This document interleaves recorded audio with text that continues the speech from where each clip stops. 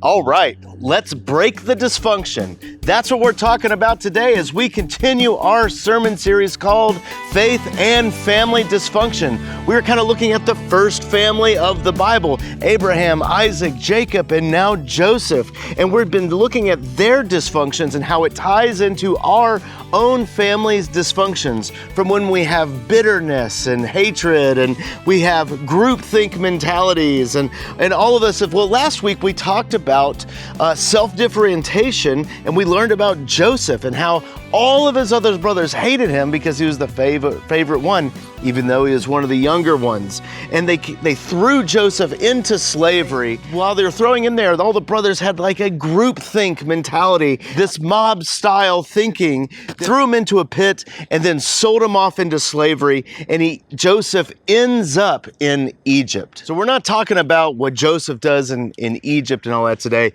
So to catch you up, we'll just kind of quickly go through that part of the story. So his brothers sell him as a slave into Egypt. Well, he kind of finds his way into prison, and while in prison, Joesph starts interpreting dreams. The Pharaoh, the king of Egypt, has this wild dream one night, and no one can answer it for him. And so they hear about Joesph and they pull him out of prison, and Joesph interprets the dream and says, there will be 7 years of good crops, lots of food everywhere, and then there will be 7 years of famine. Well, the king of Egypt is eternally grateful for Joesph, and he's so impressed with him, he ends up promoting him to be second in command. The only one higher than him is Pharaoh. He gets Joesph to be in charge of everything in Egypt. I mean, it kind of sounds like when he was in charge of all of his father's assets in the field. Never mind. And everything happens according to the dream that Joesph has. There is 7 years of bumper crop, food everywhere, and they store it away because the 7 years of famine is coming, and it hits. There's nothing there, but they have plenty of food. And the famine doesn't just hit Egypt, it's also affecting the other regions around Egypt, even Joseph's family, the family of Jacob and all of Joseph's brothers there. And Jacob gets his sons together and goes, go to Egypt. I hear they have food, and go get some food for us. And so they go with some money and they stand in front of Joesph. But they don't recognize Joesph. But Joesph recognizes them. Can you imagine? Like, you're staring at your brothers. Like, yeah, things have worked out for you all right in Egypt, but you're staring at your brothers that sold you into slavery? Yeah, like, what would you do? He ends up putting them to the test to see if they're truly repentant. And there's this whole thing that happens with the youngest brother, Benjamin, and how the brothers actually stand up for him. And he sees that they're truly repentant, that they regret what they did to him. Eventually, Joesph reveals himself, and there's so much tears of joy that they have been reunited with their brother. And he goes down and has them bring Jacob back and all the family, and how they can live in safety and prosperity in Egypt. So Joesph clearly forgave them, right? He showed God's grace. It's all part of God's plan that all this happens, that they would all be provided for, that they're a happy family, that forgiveness is here, that means it's the end of the dysfunction, right? Nope. Jacob dies. The great father dies there, and the brothers, they freak out at it, right? Because Jacob, they view him all of a sudden as like, oh man, our father was what was protecting us from the wrath of Joesph. Now that he's gone, he's going to kill us. I mean, that's what this says in Genesis chapter 50. It says, when Joseph's brothers saw that their father was dead, they said, it may be that Joesph will hate us and pay us back for all the evil that we did to him. They are terrified of his vengeance. I mean, think about what forgiveness truly is. I think forgiveness is giving up your right to be right, giving up your ability to be able to lord something over somebody, to hold something over. It's like, remember when you did this back on this date and all that? And his brothers think that Joesph is doing all of that forgiving and showing them grace just because his daddy is still alive. You see, Joseph's brothers have no vision of forgiveness. Like, they recognize how truly heinous and terrible it is what they did to to Joesph back then, and they keep on expecting the chickens coming home to roost at any time. They're worried that the second most powerful person in Egypt is going to be displaying his wrath at any time against them, and they don't know what to do. They have no means of being able to trust Joseph's forgiveness. And it's almost like their stomachs are boiling and turning upside down, trying to figure out how to get through this situation. It's horrible. And they're afraid of Joesph and what he might do to them, even though he's shown them nothing but grace and mercy. You see, the dysfunction is continuing. So how you doing? I don't know all your situations, I don't know everyone's story, but let's say if you look at yourself and you might be thinking right now about the awful thing that you've done to someone, how you hurt them, and it's causing your stomach to like churn and churn and churn, and you feel like you're almost upside down. And then that person comes to you in a completely great move of reconciliation, and they say, I forgive you. And now everything supposedly is supposed to be all hunky-dunky, right? It's like, yeah, right. But did they really forgive us? Are they really a forgiving person? Or do I need to be looking over my shoulder, getting ready? Now, I know some of you out there, you're in the minority, but you have never hurt a soul and you're just walking around like saints. But let me tell you, you got sin in your lives. We all do. It's kind of something that we all have in common. And you're going to hurt someone at some point. And the question is for all of us, when that happens, when that hurt happens, and that person comes to us and says, I forgive you, will you trust that? Will you trust that word from them? Or you still live in fear, holding on to whatever security blanket that you still have in your hands? Because the truth is, it's hard for us to live in that forgiveness. When we realize that we have hurt someone, it's difficult. And because the natural sinful reaction for us is for vengeance, bitterness, anxiety, mob rule, triangle relationships.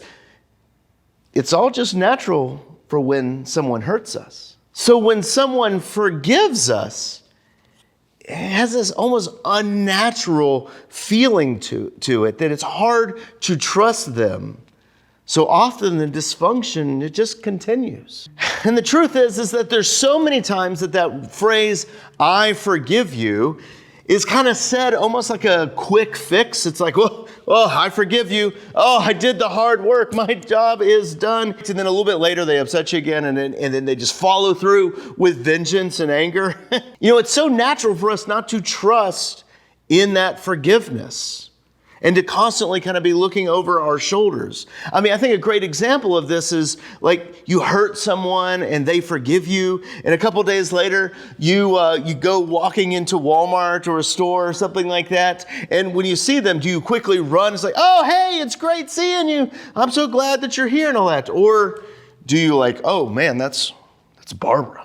It's like, and you kind of snakily move way through the underwear aisle as you try to get outside the door before they see you.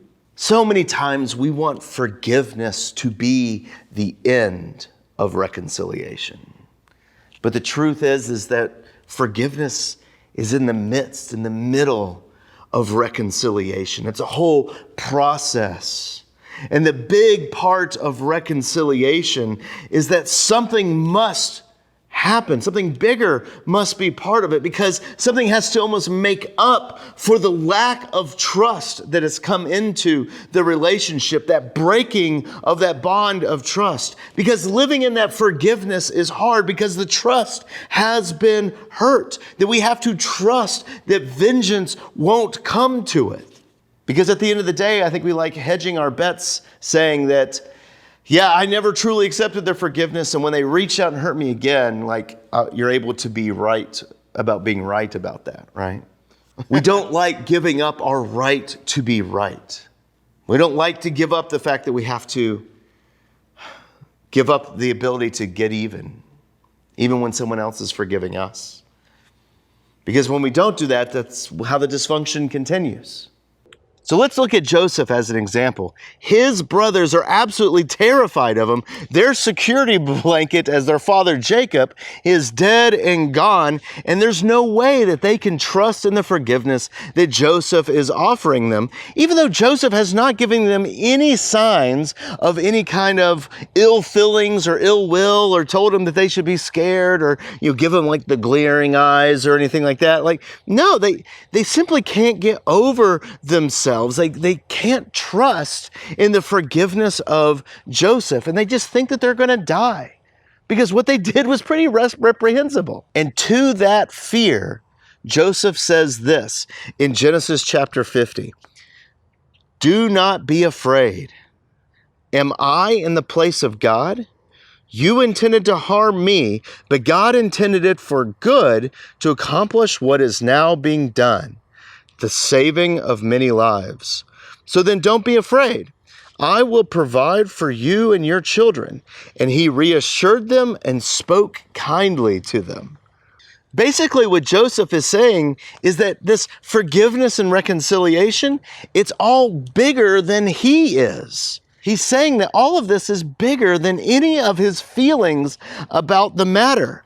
That this comes from God, that in the midst of evil, the creator of the heavens and the earth is working in love and mercy to do something better. Basically, he says, don't trust my forgiveness. Trust the one who has created everything's forgiveness. God is the perfect forgiver. He's so much bigger than any of the pain that you and I have ever gone through or will go through, and he can transcend the situation and get us through and making it better. And that's true for us. It's hard for us to trust in the forgiveness that comes from our brothers and sisters all around us. But forgiveness isn't actually rooted in them forgiving us or us forgiving them. No, forgiveness is rooted in the person and the people of Christ, his body. Paul talks about this in Romans chapter 8. And as we're reading it, perhaps you can see where Paul is quoting somebody that we just have been talking about. Let's look at it in verse 28. "And we know that for those who love God, all things work together for good, for those who are called according to his purpose.